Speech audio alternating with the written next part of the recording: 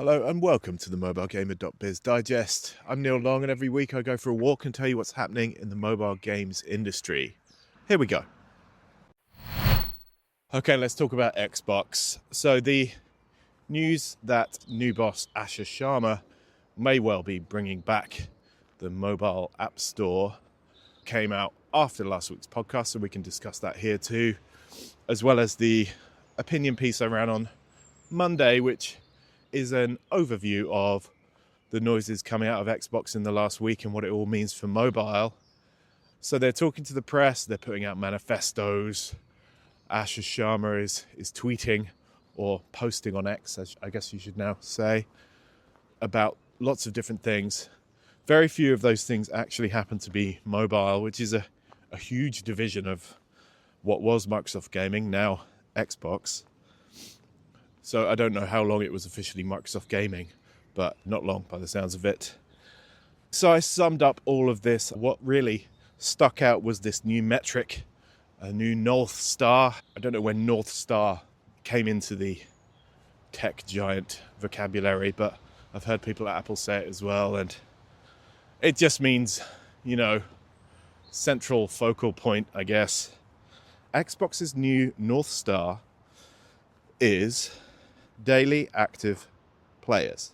So not DAU, daily active players. And this is hard to calculate, but you would imagine, given the sheer number of King players out there, the people in China playing COD Mobile, Diablo Immortal, etc., that mobile is actually the majority of the daily active players at Xbox right now.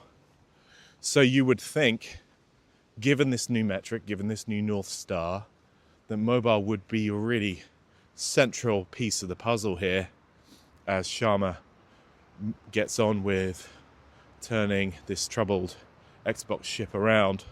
But actually it's not. Mobile is mentioned twice in the We Are Xbox blog. There is talk of playing Xbox games on any device, anywhere, bringing your profile with you, etc., etc.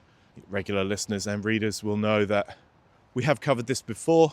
The Play Anywhere idea, I would say it's a non-starter. As I say in this week's article, console game players do not want to play those games on their phones. And the opposite is true. Putting games built and intended for hardcore console and PC players on phones and iPads and any other device does not automatically mean that those games become appealing to the average player. The players buying the likes of Fable, Forza Horizon, Elder Scrolls even, they are really quite a small portion of the game's playing public. The majority are playing on mobile.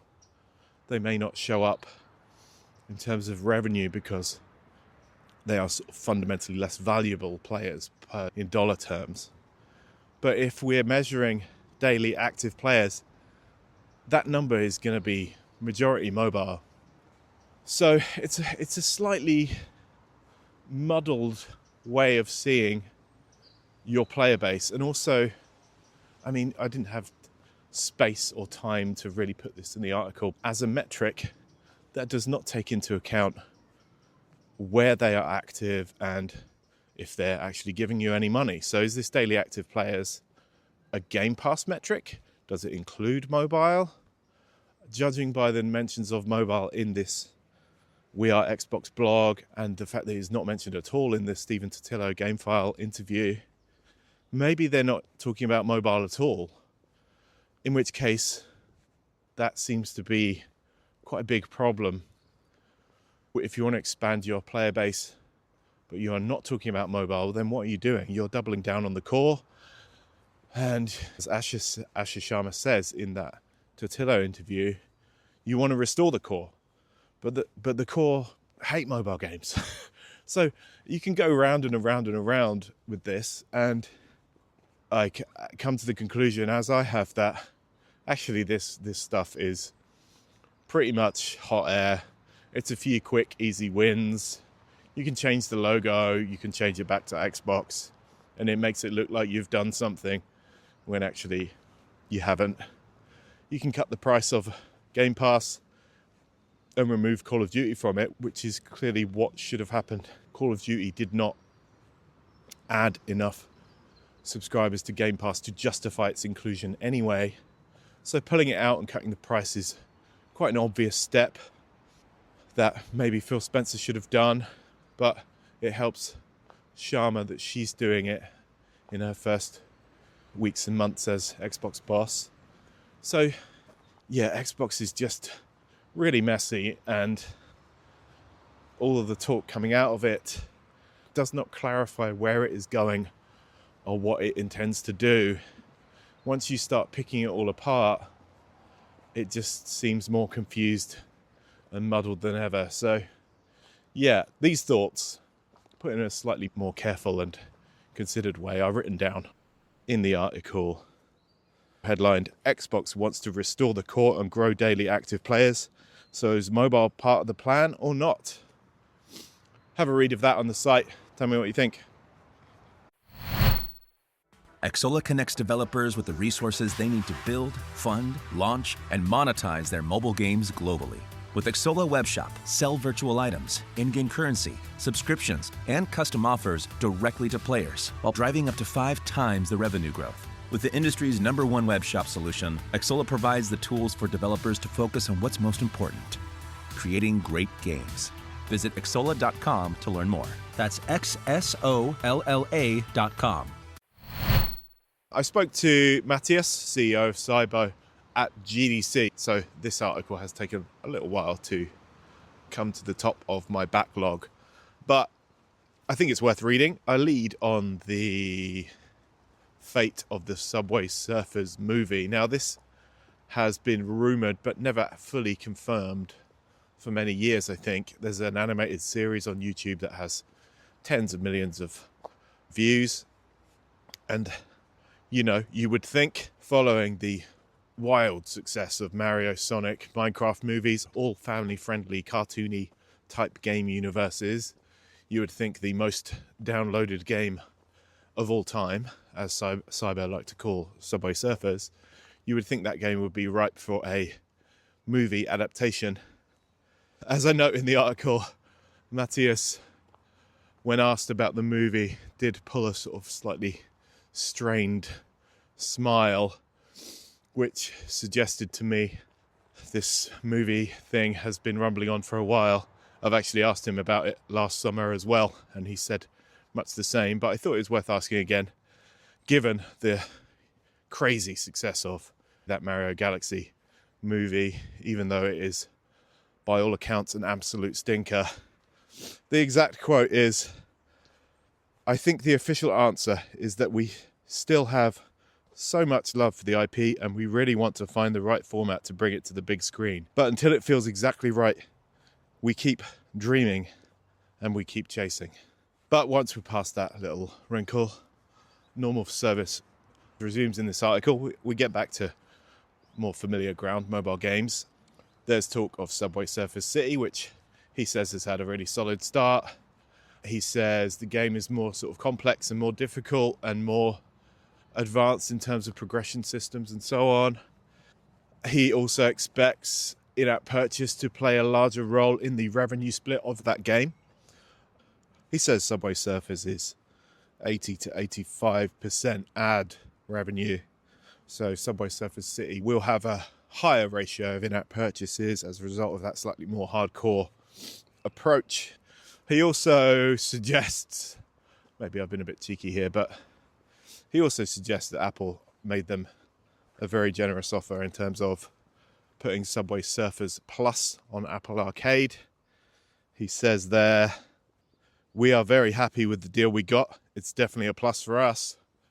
And yeah, I guess it should be noted, he's had a very relaxed and happy demeanour as he answered that particular question. The arcade version and the new spin-off have not dented Subway Surfers downloads at all. So those two games have been additive to the overall income at Sybo. Later, I asked about the integration process with Miniclip and what it's like being part of the wider Tencent family, to which he said that they have learned a lot from Miniclip and they actually have 8 Ball Pool's former product director running Sybo now as studio director. His name is Rafael Rodriguez, and he has been in charge there since spring of 2025. Mathias says his team have learned a lot from him, but it also works the other way. Miniclip has apparently learned a lot about marketing from Sybo and virality engines. And then there's a bit on being part of Tencent, which I think is interesting. They held a family summit at GDC this year, just like every year, where apparently Tim Sweeney did a keynote. And he says that, you know, despite being part of a group that also includes Epic Games, Riot, Supercell, and now, of course, Ubisoft, there's no pressure on any of these companies to collaborate and swap notes. And he even sort of drops a zinger in the direction of an unnamed other company, where he says, what I love about the Tencent model is that they allow each of the studios to be highly independent. In the traditional model, without mentioning any names, you would see a very large headquarters putting a lot of resources into making sure that studios were aligned. Tencent is leaning back. I don't know if that's a dig at Microsoft, I don't know. I can't think of any other big conglomerates out there that sort of force its stablemates into close contact. But yes, I think it's a really interesting chat, so have a look at that interview on the site. Let's talk about emulation on the App Store. This is an article put together by Daryl, a new freelancer. He has worked for many different tech and games websites, and he has some good contacts into the emulation scene. So I asked him to take a look at this scene and get a handle on what's happening in it. And effectively, as you maybe could imagine, Apple, since allowing emulators on the App Store 2 years ago, has been pretty hands-off with this category, as it has with really all game and app developers. Daryl spoke to one of these guys, Joe Mattiello, who is behind the emulator Provenance. He released his emulator on the App Store in 2024.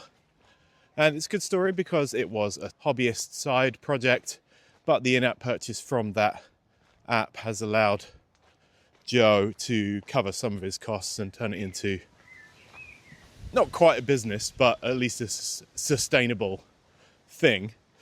But he does have some reservations when it comes to Apple's back end, its developer tools, and so on. And he makes reference to the caution developers must tread with emulators. So there are certain outlawed things you can't do in this space, and apparently you can't emulate Apple hardware on other Apple hardware. So no Apple II games or classic Mac games on Provenance or on any other App Store emulators. But he says he's been very careful to play within those guidelines and hasn't had too much pushback specifically on emulation, but has had to deal with all of the things that most game developers have to deal with. And looking forward, with John Turnus coming into the role of CEO of Apple, I doubt Turnus will be too involved in the back end of App Store Connect, whatever it's called. But Mattiello says that maybe with Tim Cook so focused on the end user and services and the things that the general public see, maybe John Turnus will have a different view and improve some of the developer-facing tools and portals that developers have to use when getting games and apps on the App Store. I think the key quote, which will probably chime with a lot of people, is the developer portal in general feels dated next to what modern dev tooling looks like elsewhere. For the cut Apple takes, the platform under-delivers on developer experience, performance, tooling, and the basics. So yeah, he says he'd like to see Apple rethink its relationship with developers under Turnus's leadership, and yes, with him taking over in September, we'll see if that happens or not. Late last week, Niantic Spatial closed. Virtual pet game Peridot, for those following this, Probably not a surprise. Even at launch, it seemed like it was not picking up a huge amount of players and was really more of a tech demo for Niantic and its eventual destiny as a spatial technology company. This was launched when Niantic was Niantic and not Niantic Spatial, so important to note the distinction there. Peridot was left behind when Scopely bought Niantic's game catalogue, and therefore Pokemon Go, Pikmin Bloom, Monster Hunter Now, etc. So the only games left at Niantic Spatial is now Ingress, the original location-based game that Niantic launched way back when, in the early 2010s, I think.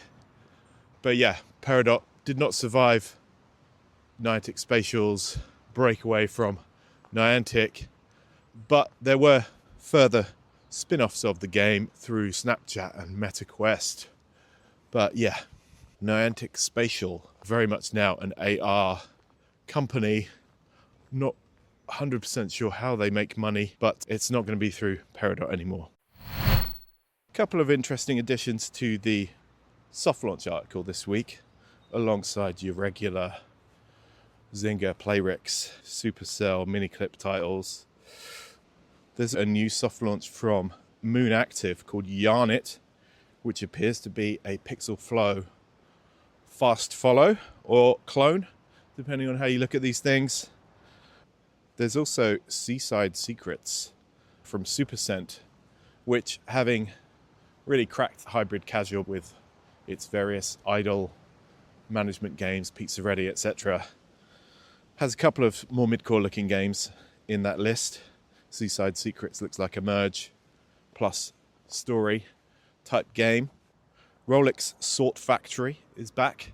That looks like a follow-up to Match Factory, and again similar to Pixel Flow in how it looks. I'm only really including the more mid-core casual type games in this list because it would be impossible to keep a tracker of the more hyper-casual leaning ones. So have a scan through that article. That goes out every other Monday. It is called The Soft Launch Games You Need to Know About. In this week's Data Digest, we've got Skills with a Z, getting $420 million and maybe a bit more further down the road from Papaya Gaming, which was found guilty of false advertising and using bots and predetermined outcomes at scale to essentially falsify results on these platforms. Skills may also receive at least $652 million in the profits Papaya made from this activity. So that's fun. MTG's Indian subsidiary Play Simple Games is getting ready for an IPO, which will be worth about $355 million if you translate from rupees to US dollars. There's also March's top grossing games in the US.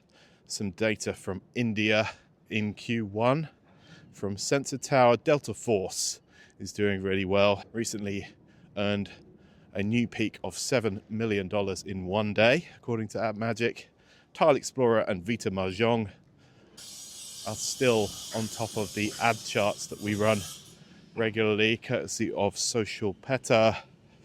Stillfront's portfolio reached 38 million MAU in 2025, according to its annual report. A couple more stats and figures on Stillfront in there. PVX Partners, 10 million in Series A funding, and Spill Games, 3.1 million in seed funding for that new operation. Plenty more detail in the article. Have a look. In last week's New Game Digest, there's Monopoly Match, a slightly ropey looking Match 3 using the Monopoly IP from an Australian developer, Dicero. Habby's new game has gone global. Remedy has ported its multi-award winning game Control to iOS. Honor of Kings World seems to have launched in China, and there's a couple more indie games in there too. And that's it for this week. Thank you for listening. Goodbye.